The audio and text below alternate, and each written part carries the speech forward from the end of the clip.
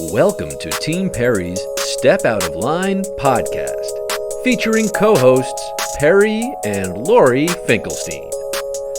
Together, they explore, meet, and share inspirational stories with guests who have made a positive impact in today's world. This podcast resonates with our hope to make this world a better place one step at a time through love, acceptance, and uplifting conversations.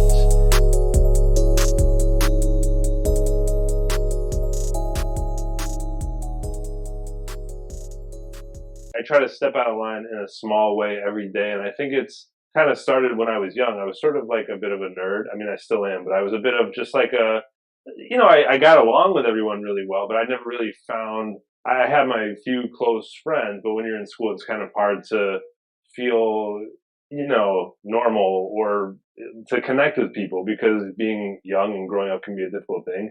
And so my parents got divorced and I moved to different schools. So I was hopping around a couple different schools. And when I was in high school, I kind of became comfortable with none of that really matters.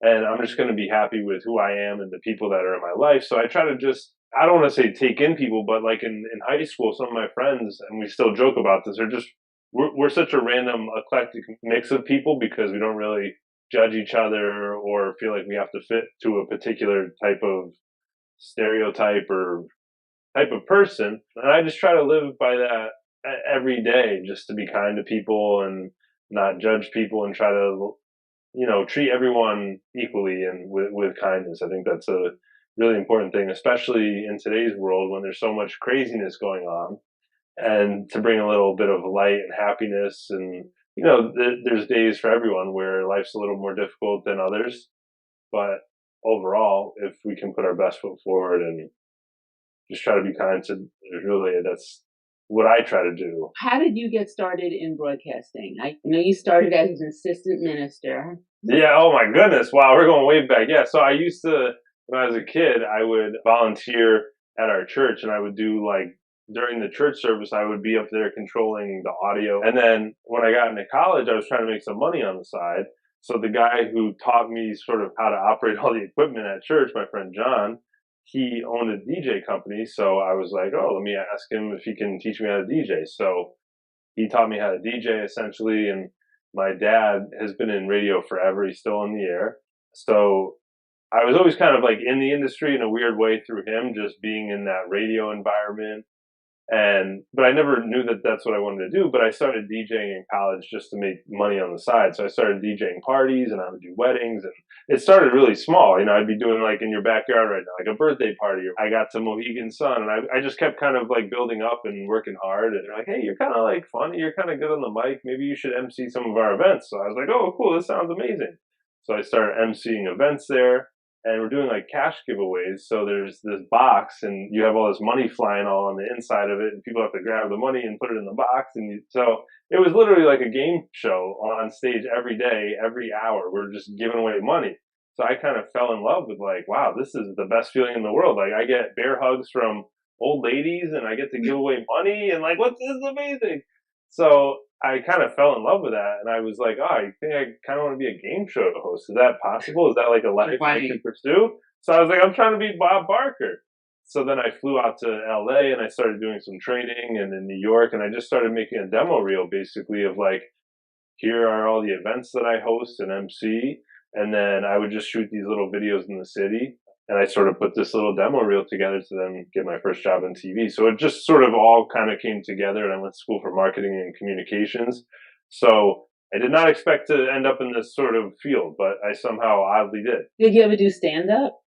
I did one stand-up show, yeah. And I was wearing this same shirt. Oh my God. I did one stand-up show before my new job, like when I was in between jobs, because I was like, well, I guess it's the only time I can really do it.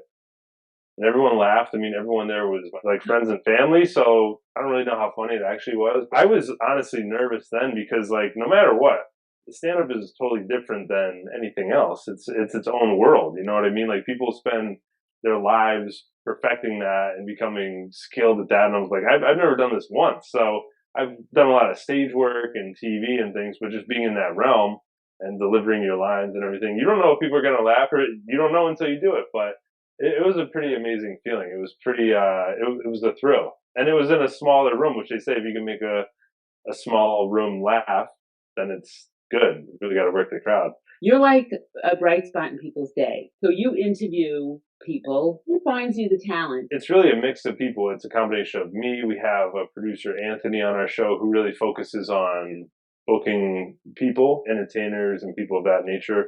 And then sometimes we'll get pitches from whether it's movie companies or managers. It could be a whole mix of things. So there's really no rules. And that's the thing, is that so much about this business is just you putting in the work and the effort and making contacts, making connections, and kind of relying on yourself in a sense to make it happen. When you think about everything that happens in a news cycle in a day, and you're all exposed to that, we all are, life can be heavy, right? So it's nice to bring people a little bit of levity and happiness and joking around. What's your go-to question that you always can fall back on? I actually learned this one from my dad, is just, if you weren't an actor or if you weren't a podcast host or blah, blah, blah, blah, blah, what would you be? Because oftentimes when you're interviewing these people, they're actors, athletes, and they're really passionate about what they do. But sometimes you learn about their first job or some bizarre little thing that you didn't know about. Every interview is different. So it just depends on who the person is, what they're promoting, what the story is. And it depends on the tone too. I just did an interview about a show where it's like a cold case murder show. So obviously that tone is very different from the Real Housewives or whatever Right. it may be, you know what I mean? Which is cool, because then you get to sort of flex different muscles and experience all different types of stories and meet people and authentic conversations and emotion. I think that if you're watching a TV or you're on your phone or having an interaction with somebody, like, emotion is what it's all about, whether it's happy, sad, mad. That's what people react to, or you have an innate reaction to that. So I think that anytime you can pull that out of somebody, or give them an opportunity to showcase that real rawness of them, Right. I think that that's really like the best stuff. Turn your pain into power, like make it a positive thing and to help other people, because you never know what other people are going through. So you're able to inspire people that way, or sort of give them a little bit of hope that, hey, you're saying I can do it. Look what I'm doing. I'm stepping out of line, and you can too. I think that's pretty powerful. Yeah. I mean, that has to feel cool inside to know that you've gotten to that 100 episode mark. That's pretty big. I wouldn't have found who I was, and that was my at moment. And I was, I say, this is what I want, and I don't care what people say, because it's me, and there, and talking to someone that I never met before. It's pretty powerful to have a platform now where you're able to sort of be comfortable with yourself and talk to people and meet new people, like we were saying, that you would never interviewed before, which is pretty gratifying, I think. So that's pretty amazing. You edit everything, you shoot everything, which I know from personal experience, it ain't easy. Just organizing it, booking people, and on top of going to school and I mean, we're just hitting the tip of the iceberg here. Shem Tov told her that he went to school, and he went, even though people were saying, "What are you doing this for? You don't need to do it." And he said, for myself, and he said, I think now I'm really good, just going to do it. I'm going to, that's great. Steps, and I'm going to do it and just do it for myself. That she did. It wasn't easy. It was probably the hardest thing she's ever done. It's great that Baruch sort of inspired you to do that. Even more ways, Baruch is changing lives. So who is the person that you really would love to interview and you just can't get to? One, Derek Jeter. As a Yankee fan, I'm a huge Derek Jeter fan. I feel like I got to show you. I'm going to look like a total weirdo. It's all my Derek Jeter cards. Is it a Steve Madden box? Yeah, there's definitely not Steve Madden in here. You know you're listening to this, Derek Jeter. And right, Derek, where are you at? I would say Derek Jeter and Drake are like two people that I really want to interview. And those are people I probably, no matter what, how do you not get nervous? If those are like the people that you're like, you love Drake or you love Derek Jeter, you better be a little nervous to meet them. Otherwise, like, what? You can't also change who you are when you're interviewing somebody. Exactly. No, you got to stay true to yourself, as you guys do. Like when you're talking to somebody, you're not, whether you talk to me or The Rock, my God. You're still, I know, well, that would be very different. I don't know why I just put me and The Rock in the same conversation, but I did. We have the same build, so. Yeah, we're totally just about the same. I'm still waiting to hit puberty, so it's fine. You have your presentation, you have your style, and I think that's why people really can connect with you and appreciate your story and who you are. And And that's what you bring to the table. And I've done that too, where you over prepare for an interview where you're like, man, I got to hit all these points. Sometimes the best ones are where you're just talking or you just have a couple bullet points in your mind and these are the points I want to hit, but let's just chit chat and see where this goes. Sometimes the best moments come from unexpected situations or stories or things that come up that a viewer isn't expecting. Alex Bornstein was one of the people that we were like dying to meet. Perry used to bleep out curses on our podcast. And then we interviewed Alex Bornstein and Perry said, I can't bleep out the entire interview. I'm just gonna let it go. And you gotta let it rip. Take that out. You don't really get like the justification of like you don't really get it. The essence of it. And sometimes that's like the only way to describe something, especially for New Yorkers. You know what I mean? Like that's sometimes the best way to put it. And when we first turned on the camera, the three of us, we just stared at each other for like 10 seconds. And then we just started talking and it was amazing. And I think the same thing happened with Mayim Bialik also. One of the people that we would love to interview and Perry's been trying to get in touch with is The Rock. I think when you're put in a situation where it's like do or die and you're nervous beforehand, I think like we woke up in the morning, you're just like, I could do it. I think this is in life where sometimes you build up so much anticipation or anxiety or you're overthinking things. And then once you get there, it's like, oh, this is fun. This is enjoyable. Why am I stressing about it? Right. And I think we're all guilty of that. For me, it's just really like being prepared for an interview. So if I go into it knowing my information and knowing kind of the base of what I want to talk about or the points I want to hit, I don't really get too nervous. It's just more me reminding myself of, okay, this is sort of the game plan. It's like playing a sport. Like you have all this stuff in your head or going into it, but once you hike the ball, anything can happen. So it's like, then you're just freestyling. And I think over time you become, I don't want to say less nervous, but you become more comfortable with yourself, more confident. And that naturally leads to you being less nervous. But it's more the anticipation of like, hey, is the camera going to work? Are we going to get this? We only have this much time to talk to this guy. Like I was talking to Patrick Dempsey at an event recently, and he basically like rolled out of a car, security pushed him through this line, and then it was just me and him for 5 minutes. And it was like a big exclusive interview, which was really cool, McDreamy.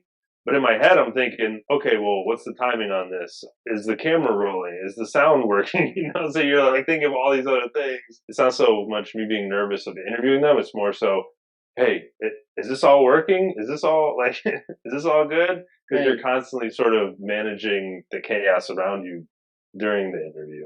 And I do like trust that process, but leading up to it, you're just kind of going through everything in your head of, okay, this is what we're doing. This is these are the topics we want to hit. Like when you interview somebody like The Rock or whatever, there's certainly a level of, all right, this is The Rock. This is you know, you only get 4 minutes with them, so make it count. And it's surprising how some people that you would think are really busy, they have better things to do. I was interviewing this one big time producer rapper, and like we're sitting there, and I was like, hey, thank you so much for your time. We'll be like 4 minutes, 5 minutes. We'll be in and out because we're in his studio. So I figured this guy doesn't want to talk to me. He's got more important things to do. And then he's like, oh, hang out. You want to drink? You want to? I'm like, can I sleep over? Like, what are we doing? It's surprising how welcoming and kind people are sometimes, which is cool. But yeah, I mean, just being able to spend time with family, I think that's the most important thing for me, is just to be able to, you know, go on the vacations and do all those things. I would love to go to Ireland with my dad and hopefully my mom too. And I want to go to the Grand Canyon with them because that's something that they've always talked about wanting to do. And my wife will want to go too. You know, she made that very clear that she's going to come too. I said, okay, life is short, you know, so you got to enjoy it. You got to live it. And work is important, but it's not as important as like you and your life and your happiness. So it's important to take time to disconnect and chill. Is that what the pandemic taught you? I had a couple experiences where definitely like big wake up calls. Well, first we lost all of our grandparents during the pandemic, so that was really tough. And just sort of trying to figure out life after that because it was such a bizarre sort of state of mind, state of the world. Just very eye opening things have happened, I guess. I feel like even more so since the pandemic and those sort of life shifting things, or friends get diagnosed with health issues. My best friend just got diagnosed with testicular cancer. So it's like just reminders of enjoying life. And as you get older, people say it goes by fast. It really, you find that as you get older, it does. It's like, wow. So that's really my mindset now, is like working hard, keeping my head down, but also trying to take time to enjoy life and like not get too caught up in rat race per se. And I think it's important for everyone to know that, like, no matter what your problem is, it's still valid and important. Like, no matter what somebody's going through, it's everyone's got their own thing, Right. but it's perspective on, you know, your situation. Yeah. And it goes back to our point of like treat people with kindness and spread love, because the world's crazy. So we gotta, you know, we gotta make it a better place.